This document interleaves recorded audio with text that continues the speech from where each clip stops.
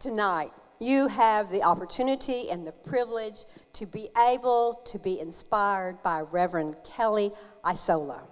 She has a MD, that means she's a master in divinity.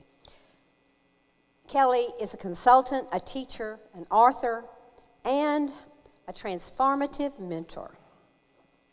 Kelly shares her passion for living the twofold path of an engaged spiritual life. And that includes embracing the inner path of wisdom and healing and balance with demonstrating the outer path of compassionate, sacred service. She's done a lot of work. She holds lots of certifications in leading edge models of human and organizational development, focusing on how to create and to relate to others, and to each other, and to the world. And her specialty is the spiritual practice of conflict transformation, especially in the areas of racial equity, interfaith and interreligious dialogue, and making peace with the past. I want you to listen up because this is a long introduction, but each part of it is really important. So, okay. Kelly is a unity theologian and loves sharing her wisdom. And she is on the faculty at Unity Institute and Seminary, as well as online. She does retreats and workshops. And then she plays in the social media world. She's an avid blogger on her own site. I often get glimpses of her wisdom when I'm looking at different articles or little pamphlets that are done by Silent Unity. And she's also done articles for Unity Magazine. I just know she's also on online magazines. And she's a co-author of a best-selling book, Who Have You Come Here to Be? 101 Possibilities for Contemplation. And she is asking us that same question tonight. Who have you come here to be? She has information about her website, and you can get that back there at her table tonight. So please, let's us give Miss Kelly, Reverend Kelly, a wonderful Unity welcome.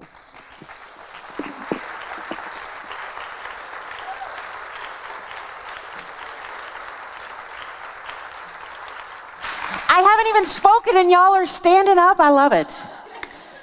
No pressure, no pressure. Okay, I'm going to move this if y'all don't mind.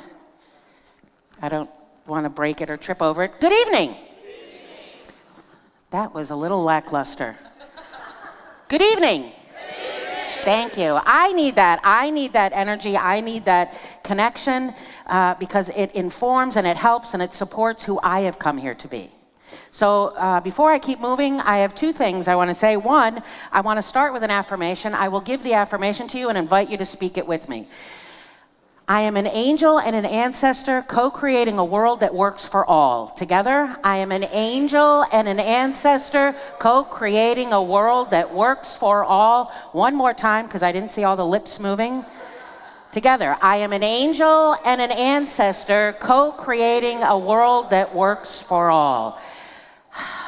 We're going to unpack that because sometimes it's like, okay, what does that mean? But before I keep going, when you came in, I'm not sure that everybody got a card, Who Have I Come Here to Be card. Please raise your hand if you did not so that the ushers can find you. Keep your hand up high, please, because you're going to need one because we're going to use it.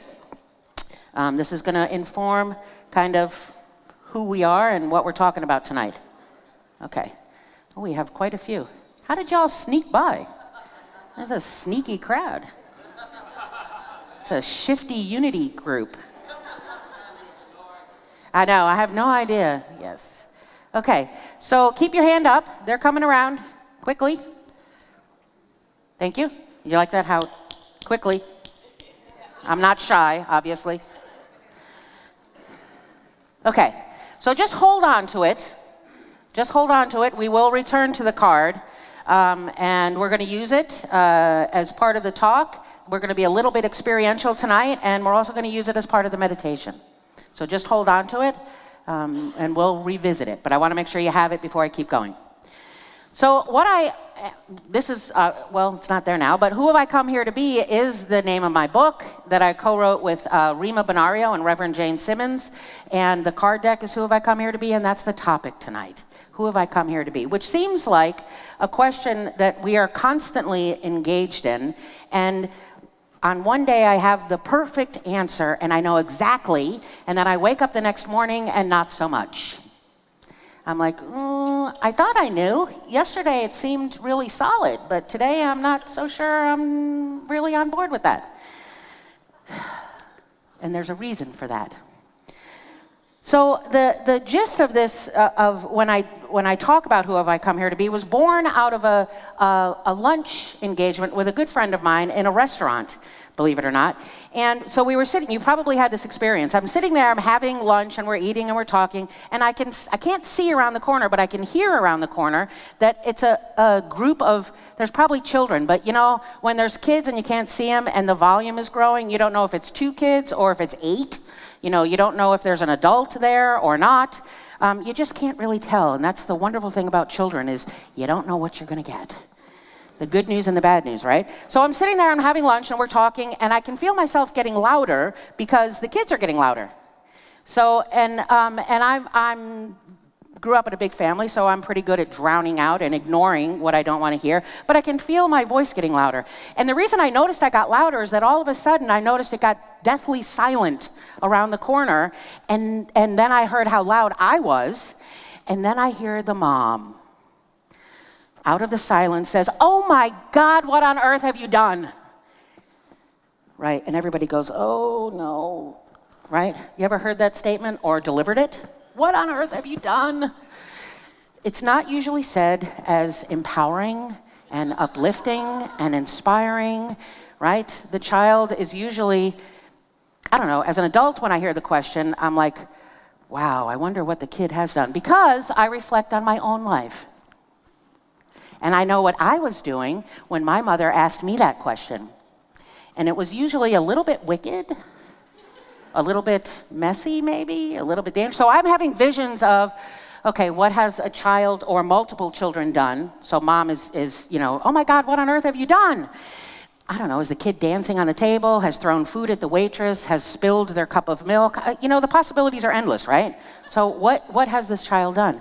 And what happened was, is as I was sort of ruminating with the question and trying to imagine what the child could possibly have done, because I started to smile. I felt bad for mom, but I started to smile because I love the creativity of the child. Mom, not so much always. But I realized it was, the mother's question was a fabulous question. If I turn it around and I take any of the shame or embarrassment or ick out of it, it's a great question. What on earth have you done? And it's when I embrace the question and really take it on from the perspective of no shame, no guilt, no, oh, I should be doing this, or I could be doing that, or I should have done this better, I should have done, all of that conversation, the monkey mind, right? When I can get that out of the way and I really just engage the question, what on earth have you done, or what on earth are you doing? It becomes a very powerful question.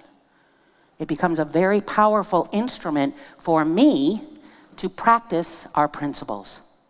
Because we teach in Unity that we create our world, yes? All right, this side of the room. Thank you. Yes, it's audience participation for Kelly. Yes, we teach in Unity that we create our world through our thoughts, through our feelings, our intentions, that what we do is an outpicturing, is a manifestation of what we hold in mind, what we hold in heart. So it becomes a really great question. What on earth are you doing? Yeah? So, thank you. I can tell Michael you behaved. Especially in times like right now. How many of you have struggled the last 2 weeks? How many of you felt a little pain, anger, suffering, grief, confusion? Yeah. Yes. All of the above, and insomnia, stress, anxiety, all of it.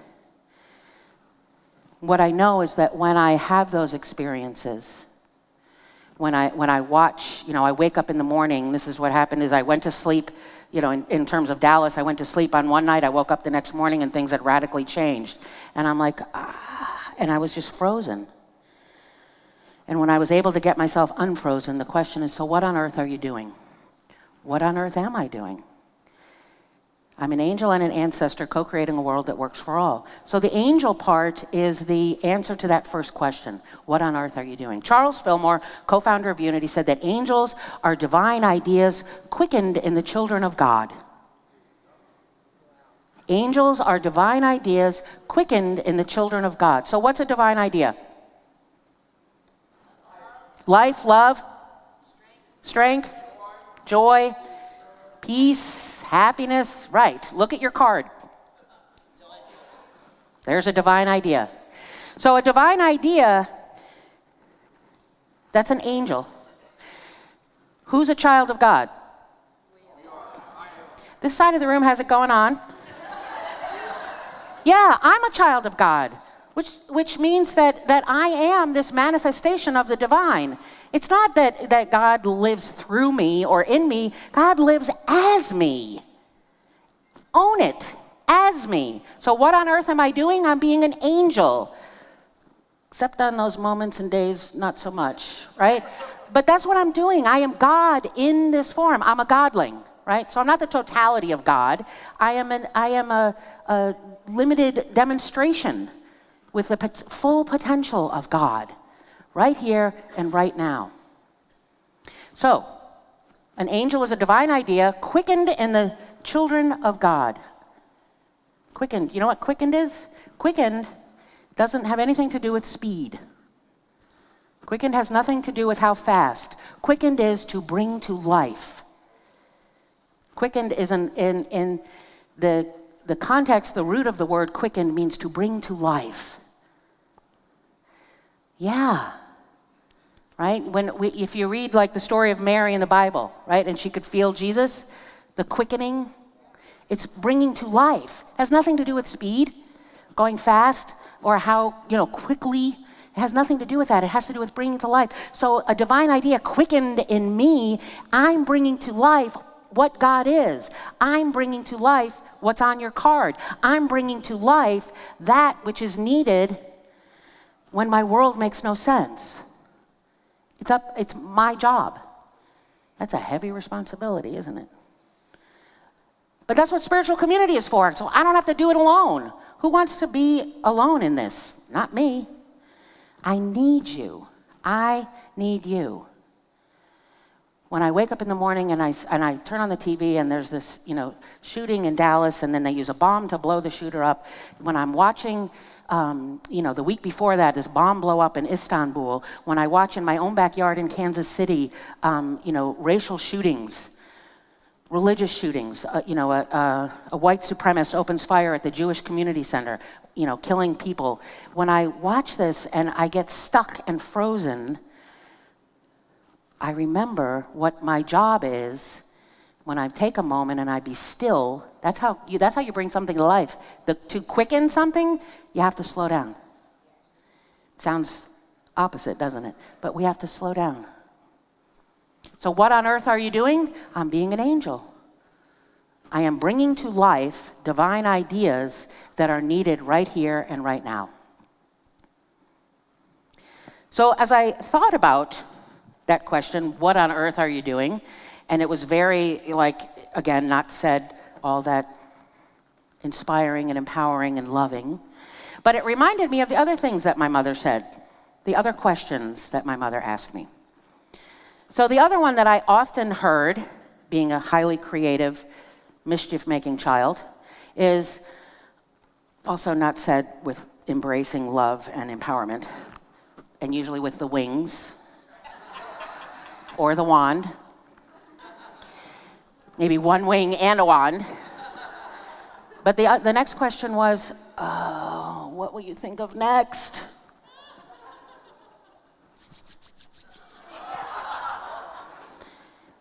When my mother would ask me that question, it was never said, what will you, what will you think of next? No. That was not how my mother asked me that question. And I would venture a guess that some of you have asked the question in the way that I heard it, or maybe you also heard the question that way. What will you think of next? What will I think of next? Again, let me come back to our principles. What will you think of next? The possibilities are endless. That's the beauty of it. The possibilities are absolutely endless. What will you think of next? There's a cathedral in Prague. It's called St. Vitus. It took 585 years to build. Yeah, 585 years. I'm not sure if it was a horrible contractor or I don't know. But 585 years. And when I think about that, I think about, and I put it in the context of real life. So 700 years ago, a cathedral, a church, was the center of the world for people. It was the center of their life, their faith, their life. There was no separation between church and who's in charge. Church was your life. Your spiritual community, your faith tradition was all of your life. So I imagine people coming together. Obviously, there's an architect that draws the plans for a cathedral, right? I don't think he actually has any idea it's going to take almost 600 years to build this thing, but yet he's willing to embark on this journey. And anybody comes along that's, masonry workers or woodworkers or whomever comes along to help build this has no idea that what they are contributing to, what they're planning, what they're thinking, what they're designing, what's coming next, they have no idea that they will never enjoy the fruits of their labor. They will never stand in the middle of that cathedral and sing glory to God, which is their whole world, their whole life. They will never get to do that. And yet, there are people along the way still willing to do it, still willing to step into. So now the question, what will you think of next, again, takes on huge power for us, because the added piece of it for me is, what will I think of next if I'm not going to see the fruits of my labor?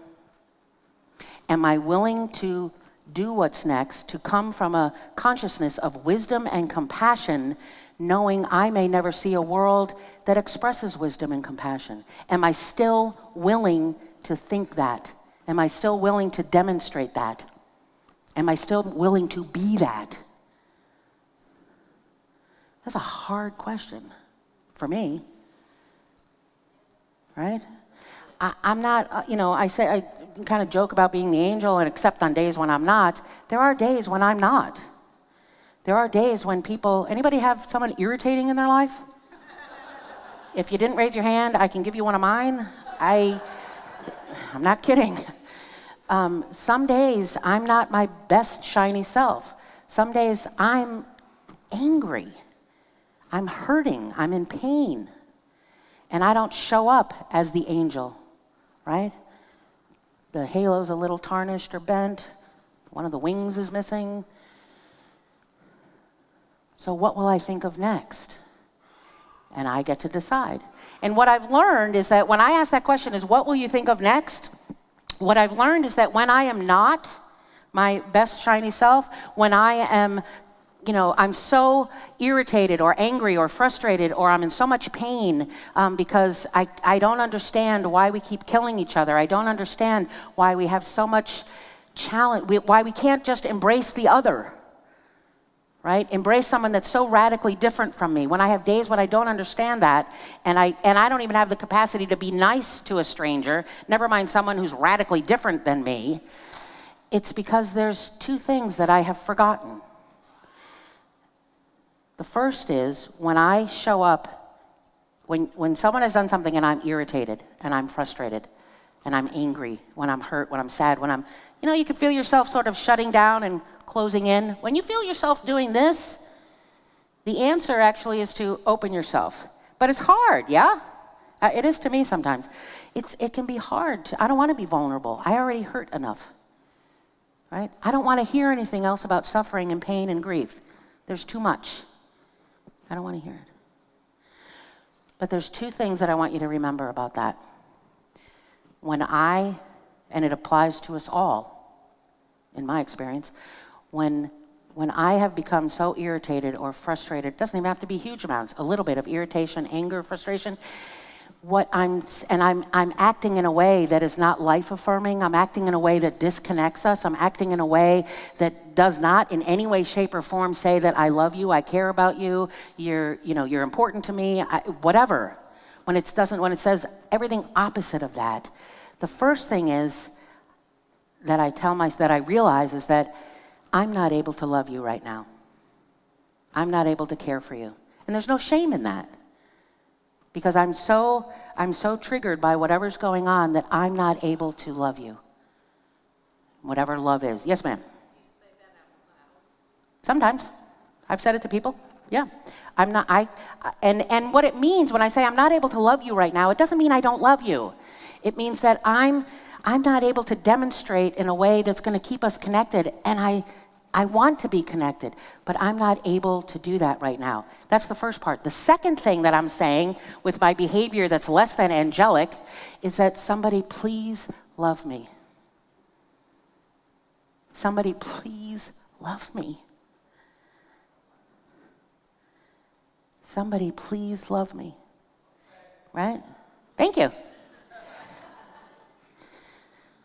I was, about a month ago, I was driving to a Kansas City Interfaith Council meeting, and there was a gentleman in the car in front of me, and he could, from the outside appearances, we could not have been more different. Age, race, gender. And at one point, I moved to go around him, and I started going, and then he started to move over in front of me, and then put his blinker on.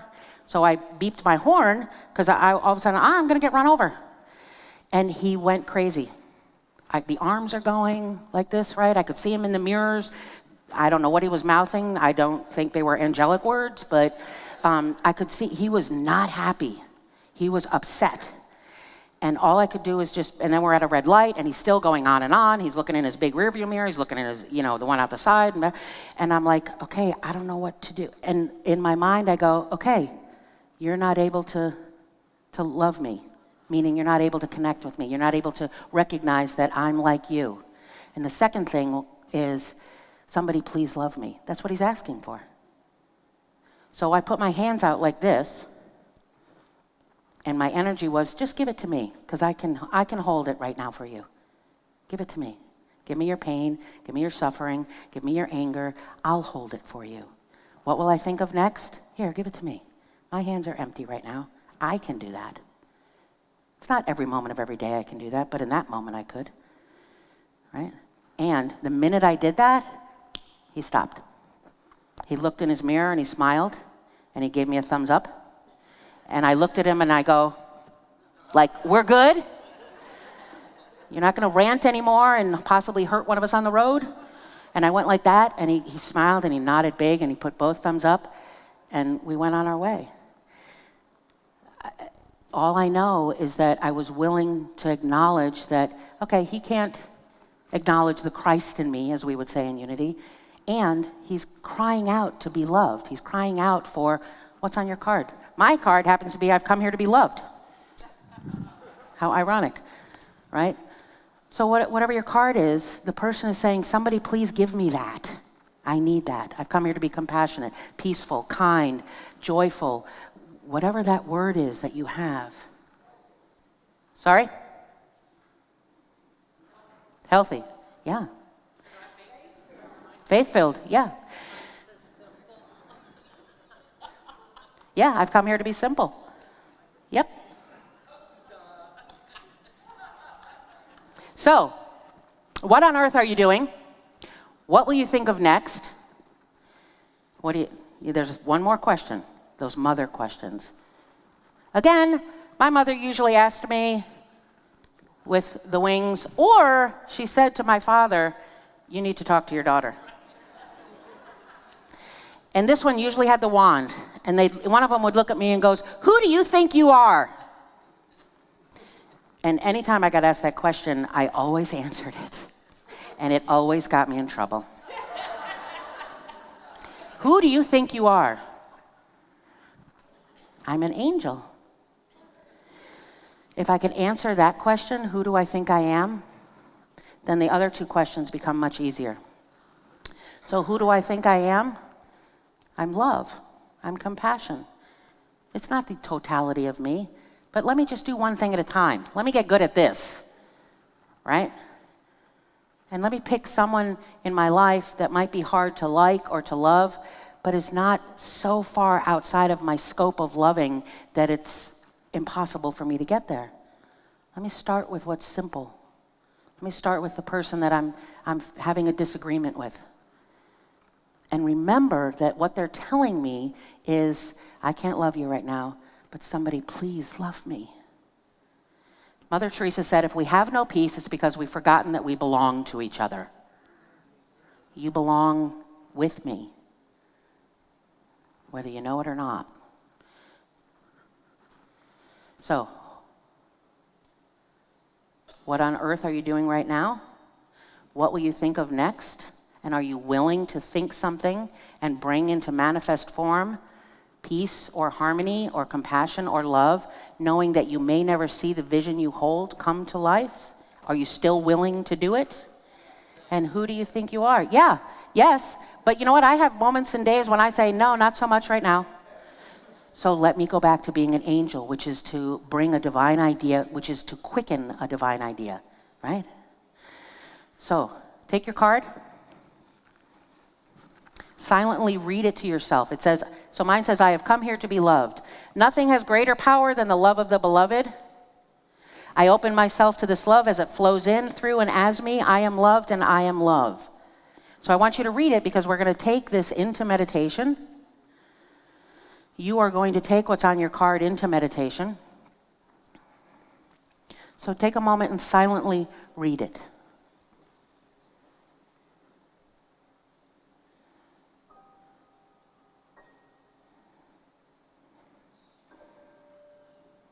And if you're comfortable, close your outer eyes. And whatever that word is, I've come here to be, whatever the word is that you've come here to be, breathe it in. Breathe it into your heart space.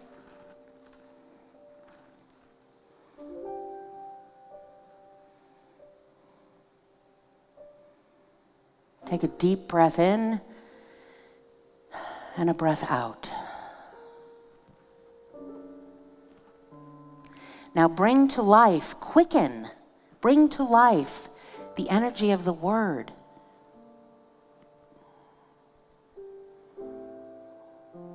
What does it feel like in your body?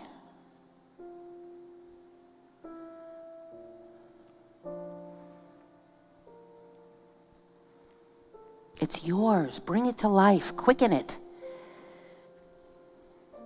As a child of God, you are equipped to bring that divine idea to life. Not just in thoughts and words, but in actions. And you are called to bring it to life right here and right now. For it has never been needed more.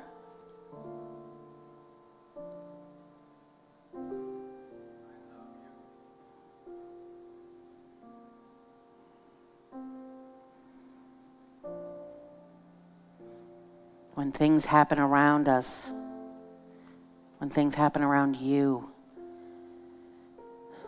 that cause sadness, pain, suffering, acknowledge it.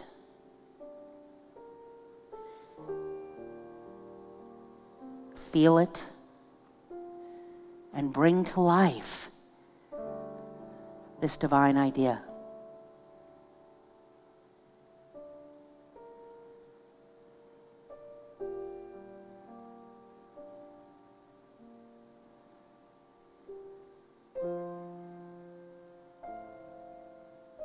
Keep breathing in that divine idea on your card.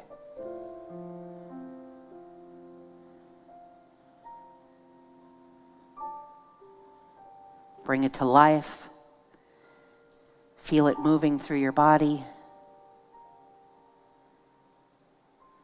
And now feel it extending out to that creative soul in front of you, behind you, to the left of you, and to the right of you.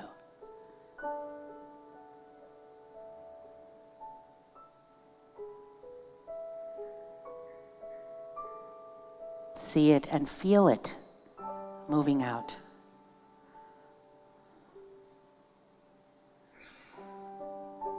Myrtle Fillmore said, when you feel it in your body, it becomes irresistible to the soul. When you feel it in your body, it becomes irresistible to the soul.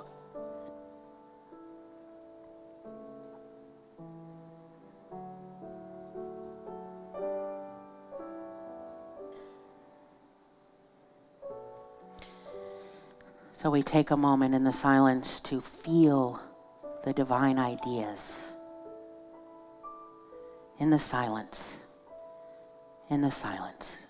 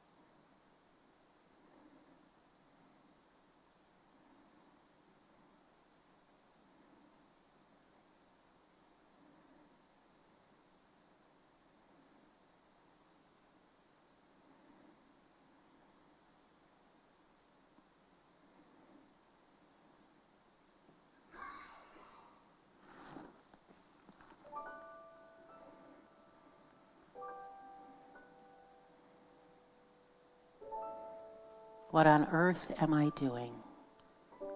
I'm being an angel. I'm bringing to life all that God is. What will I think of next?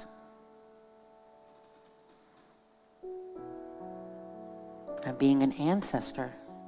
I'm bringing forward all that God is, knowing I may never see the fruits of my labor, but I'm creating a world for those that are yet to be. And who do I think I am?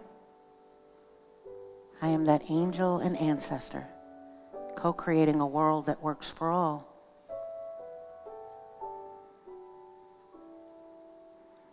So silently affirm that for yourself. I am an angel and an ancestor, co-creating a world that works for all. And so it is.